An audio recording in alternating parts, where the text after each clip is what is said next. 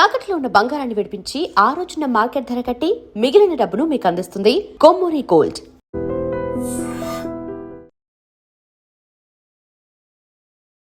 నమస్తే అమ్మా. నమస్తే అమ్మా. అమ్మా, సహజంగా దేవుడికి మనం ఒక మొక్కు మొక్కుకుంటాం. ఏదో కష్టకాలంలో ఉన్నప్పుడు, లేదా మన సమస్య తీరినప్పుడు, తీరాలను ముందుగాను ఏదో కావాలను, సహజం కదా, మానవ సహజం. అవి ఒక టైం పెట్టుకోను, ఈ సమయానికల్లా స్వామి నేను అది చెల్లించుకుంటాను, పలానా కొబ్బరికాయ కొట్టుకుంటాను, లేకపోతే నీ ఆలయం చుట్టూ ప్రదక్షిణలు చేస్తాను, ఇలాంటివి కొన్ని సందర్భాల్లో కాస్త మర్చిపోతూ ఉంటాం. తర్వాత గుర్తుకు రాగానే ఒకలాంటి భయం అనిపిస్తుంది. అరే, నేను అనుకున్నాను, ఇది నేను చేయలేకపోవటం వల్ల ఏమైనా ఇబ్బందులు వస్తాయా? లేదు, ఏదైనా ఇబ్బంది వచ్చినప్పుడు దాని వల్ల వచ్చిందని అప్పుడు గుర్తొస్తుంది. అది కూడా అడుగుదాం అనుకున్నాను. ఇది కరెక్ట్. ఏదైనా సమస్య రాగానే దాని వల్లే వచ్చింది, దీనికి కనెక్ట్ చేసుకుంటాం మనం. అది అంటే మరి మర్చిపోతే ఏంటమ్మా, దానికి ఏంటి అసలు? మొక్కుకోవడం అంటే ఏంటమ్మా? ముడుపు కట్టడం, మొక్కుకోవడం అంటే ఏమిటి? మనకు ఒక సమస్య, మాట ఇవ్వడం. అంతేగా, మాట ఇవ్వడం. పోనీ అది అంతే కదా. అంతేగా. అమ్మా, నువ్వు నాకు ఈ కష్టంలోంచి నన్ను గట్టెక్కిచ్చు, నేను నీకేదో కొబ్బరికాయ కొడతాను, ఈ ఆపదలోంచి బయటకు వస్తే కొబ్బరికాయ కొడతాను, లేదా గుడికి వస్తాను, లేదా 100 రూపాయలు 1000 రూపాయలు నీ హుండీలో వేస్తాను అని ఎవరి స్థాయిని అనుసరించి వాళ్ళు అనుకుంటారు. అవును కదా. అట్లాంటిది అంటే మాట ఇచ్చి తప్పారు, అంతే కదా. తీర్చకపోతే అంతే. మాట ఇచ్చి తప్పడం పెద్ద తప్పే కదా, అసత్య దోషం కదా. ఎవరికన్నా ఇస్తా వాచా దోషం అంటూ ఉంటారు. అంటే వాక్కుతో తొందరపడి ఎవరితో అన్న మాట అంటే ఆ మాట నిలబెట్టుకోకపోతే అసత్య దోషం వస్తుంది. అందువల్ల చాలా పెద్దది అసత్య దోషం. అసత్య దోషం ఇట్లా ఉండగా మళ్ళీ మనకేదో ఇబ్బంది వచ్చింది. ఒకసారి ఇబ్బంది వచ్చినప్పుడు కదా మనం మొక్కుకున్నాం, అంటే ఇబ్బందులు వచ్చాయి కదా. అంతకుముందు మొక్కుకోకముందు కూడా ఇబ్బందులు వచ్చాయి.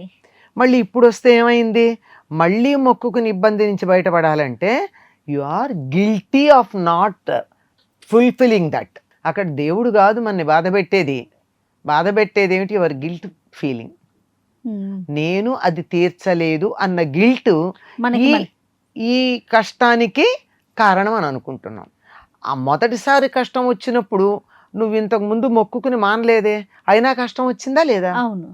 ఇప్పుడు కూడా అలాగే వచ్చిందని ఎందుకు అనుకోవటం లేదు? నీ తప్పు నీకు తెలుసు గనక.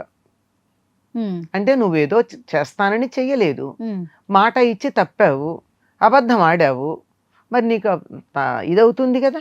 ఆ గిల్ట్ ఏదైతే ఉందో, అపరాధ భావన ఏదైతే ఉందో, అది నిన్ను ఎక్కువ ఇబ్బంది పెడుతూ ఉంటుంది. ఉదాహరణకి మనం బ్యాంకు నుంచి లోన్ తీసుకున్నామమ్మా, మనం బ్యాంకుకి కట్టాలా అక్కర్లేదా? కట్టకపోతే ఏమవుతుంది? బ్యాంకు నుంచి ఒక నోటీస్ వస్తుంది మీరు కట్టాలి అని. అలాగే మనకి ఏదైనా ఇబ్బంది కలిగిందనుకో, ఆ ఇబ్బంది ఏమిటంటే బ్యాంక్ నుంచి వచ్చే నోటీస్ లాంటిది, యూ హ్యావ్ టు పే అని. అంతే తప్ప దేవుడేమీ శాడిస్ట్ కాదు. మనం చెయ్యకపోతే పనిష్ చేయడైనా గుర్తు చేస్తాడు. మనం నిజంగా పనిష్ చేసేది మన అంతరాత్మ. సరే, అది లేని వాళ్ళు అంటావా? వాళ్ళని మనుషులుగానే మనం పరిగణించం కదా, అంతరాత్మే లేని వాళ్ళు. కానీ చాలా తెలివిగా మాట్లాడుతూ ఉంటారు. దేవుడు దయామయుడు కదా, నేను మర్చిపోతే మాత్రం నన్ను బాధ పెడతాడా అనే మొండితనం, మూర్ఖత్వం ఉన్న వాళ్ళు ఉంటారు. వాళ్ళకి అంతరాంతరాల్లో తెలుసు, పైకి ఇట్లా చెప్పిన తెలియకుండా ఎందుకుంటుంది? అదే కదా.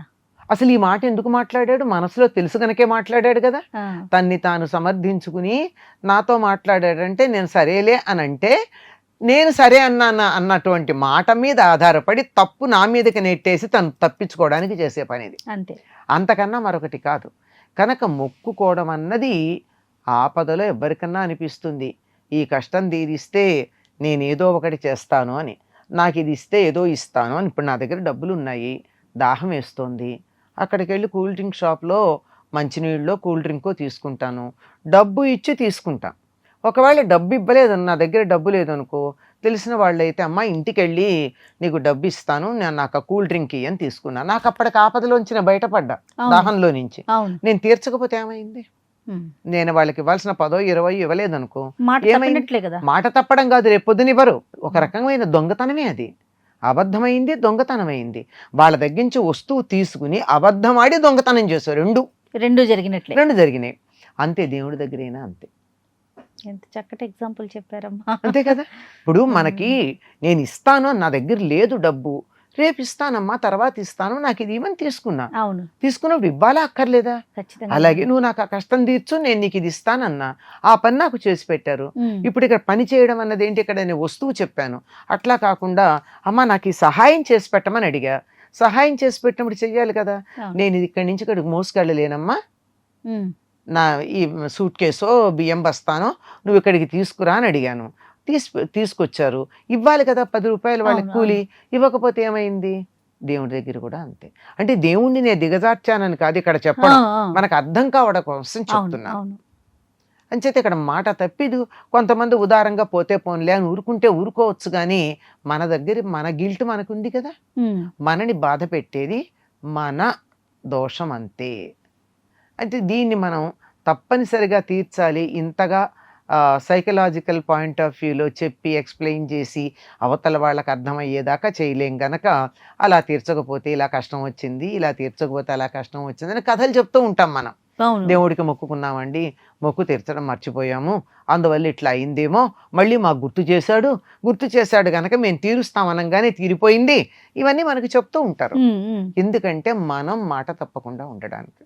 ఓకే, సో మర్చిపోకుండా ఉండాలి, మొక్కులు తీర్చాలి. అసలు తొందరపడి మాట ఇవ్వడం దేనికమ్మా, ఇస్తే నిలబెట్టుకోవాలి. తొందరపడొద్దు, అది కూడా కరెక్ట్ కదా. ఒక సమస్య రాగానే 100 మొక్కులు మొక్కుకుంటాం, 100 మొక్కుకుని అన్ని మర్చిపోతాం, చాలా మర్చిపోతారు. ఏదో 1 2 గుర్తుంటే అన్ని గుర్తుండవు. అవును, కాబట్టి అందరి జీవితంలోనూ అనుభవమేనమ్మా, ఎవరు ఎక్సెప్షన్ కాదు. ఇవాళ ఇక్కడ కబుర్లు చెప్తున్నాం గనక మీరు నేను కూడా అట్లాంటి పనులు చేయలేదని చెప్పలేం. అవునమ్మా, అవును. ఏమో ఏ ఇబ్బందిలోనో ఉండమ్మో, ఈ ఆపద నుంచి గట్టెక్కితే చాలనుకుని ఏదో ఒకటి అనేస్తాం. కానీ అన్నవి 2 3 4 ఉండి అందులో ఏదో ఒకటి గుర్తుండి మిగిలిన తీర్చలేకపోవడం అన్న జరిగితే జరగచ్చు.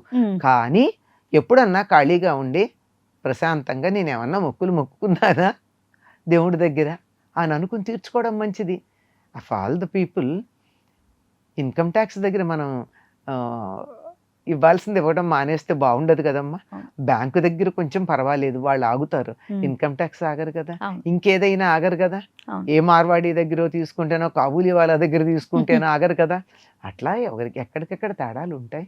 మాటిస్తే మాటే చెల్లించుకోవాలి. మర్చిపోయినట్టు కూడా మనకు గుర్తు లేదనుకో, గుర్తుండదు. మన ఇష్టదైవానికి నమస్కారం చేసుకుని, అయ్యా నేను నీకు ఏదన్నా అన్నానా, మర్చిపోయానా, గుర్తు చెయ్యి, లేదా ఇదిగో నేను నీకు హుండీలో ఇంత వేస్తున్నాను, దానికి ఏమన్నా ఉంటే క్షమించు అని ఒక మాట అనేస్తే అయిపోతుంది. ఇప్పుడు ఇందాక నేను చెప్పినటువంటి వాటర్ బాటిల్ దగ్గర అనుకో, నువ్వు వాటర్ బాటిల్ తీసుకున్నాను, కూల్ డ్రింక్ తీసుకున్నాను, దాని రేట్ ఎంత నాకు గుర్తు లేకపోతే వెళ్ళి ఇస్తాం. ఇచ్చామా ఎంత అయితే అంత తీసుకోలేదా, ఆపదలో ఇచ్చావు గనక రేటు కూడా కాదో 100 రూపాయలు ఇస్తున్నా అని చెప్పి ఇచ్చావు అనుకో, అంతే అంతే. అట్లా అనమాట, అట్లా చెయ్యొచ్చు. రైట్. నమస్తే అమ్మా. And for more videos, Please subscribe to iDream. Please subscribe to iDream. Please subscribe iDream. And please subscribe to iDream. For more videos, subscribe to iDream. please like, share and subscribe to the channel. Congratulations, iDream. Subscribe to iDream. Subscribe to iDream. So subscribe to iDream Media.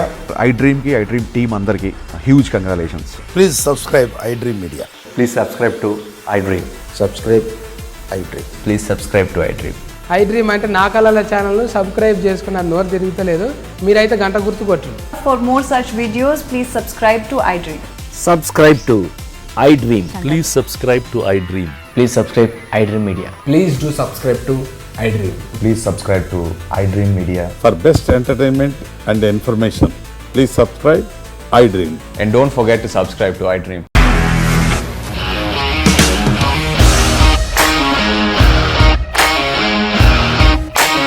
ఇండస్ట్రీలో commitment issues వస్తే నీకు కూడా వచ్చినట్టు morning తీసుకెళ్ళాడంటే కొట్టి పడేస్తాడు.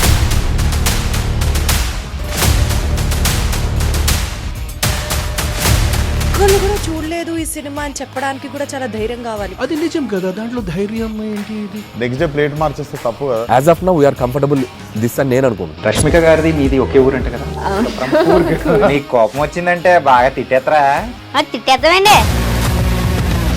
నిజంగా game ని ఎలా చేంజ్ చేయగలిగారు? ఏపీఎస్ఎఫ్సి వాళ్ళకి 6 నెలల్లో నేను 6 లక్షలు కట్టా. బిజినెస్ చేయాలనుకుంటే it is as difficult as riding a tiger.